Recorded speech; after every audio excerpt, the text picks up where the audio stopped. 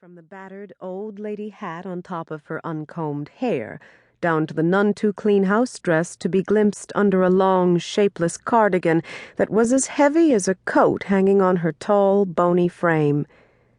The few buttons left on the sweater were all in the wrong holes, and there were food stains on it as well as on the dress. Like a 2-year-old, he thought, who didn't know how to dress or feed itself good. Worse, there was her hand.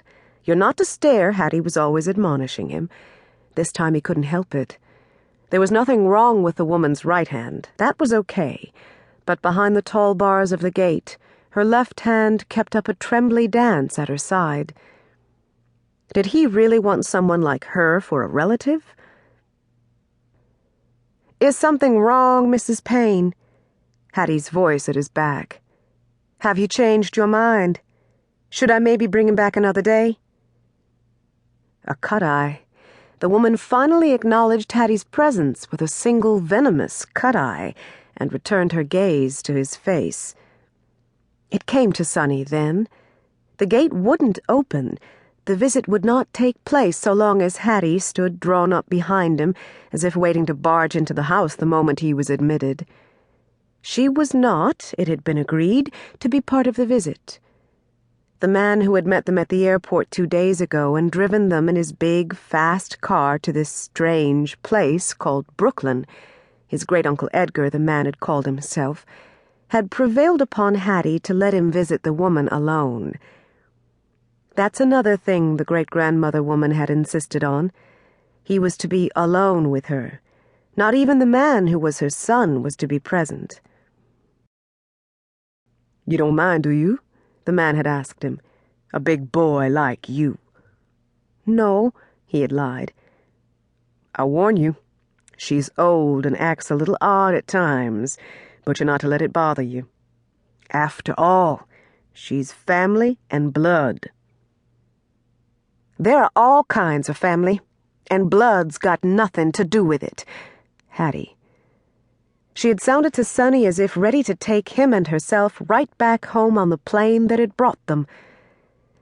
The man had hastily agreed with her. Now she was saying to the woman, and she was no longer being polite, "All right, Mrs. Payne, I get the message. I'm leaving. But I'll be back for him in an hour, if not before. He's to meet his other great-grandmother this morning, too, you know. She's got as much right to him as anybody else around here." Then, bending down to hug him from behind, Hattie repeated the instructions she'd given him earlier. If there was a problem or he didn't like it, or if anything happened to upset or frighten him, he was to phone her and she'd come get him right away. To prevent the woman from understanding, she'd switched from English to French, or what with Hattie passed for French. Terrible. Sonny hadn't realized just how terrible was the scrambled make-do French she spoke until he started school. Did he have the slip of paper with the number where they were staying in his pocket? "Oui," he said, and deeply offended by the cutting look she'd been dealt, Hattie, his father, mother, sister, brother, and all the kin he'd ever known, was gone. The moment she turned out of the yard, the woman unlocked the dungeon gate. It took her a while because of the trembly hand. That done, she spoke for the first time. "Come out, it's cold, na?"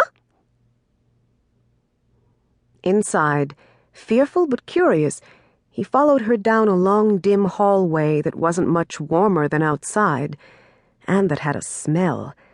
The basement or ground floor of the woman's house had a dank, musty, stale kitchen smell, and there was so little light that for all his curiosity, he couldn't see much of anything except shadows, large, unwelcoming shadows, observing him on either side. He kept close on the woman's heels. As if to make up for the time lost waiting for Hattie to leave, she was moving at a stiff but urgent shuffle. Midway down the hall, a walled-in staircase loomed up to their right, and without bothering to check on him behind her, she started up the steps. She climbed one halting baby step at a time, while he hung back at the bottom, unable to see where to place his foot. The darkness on the walled-in stairs was so dense. "Come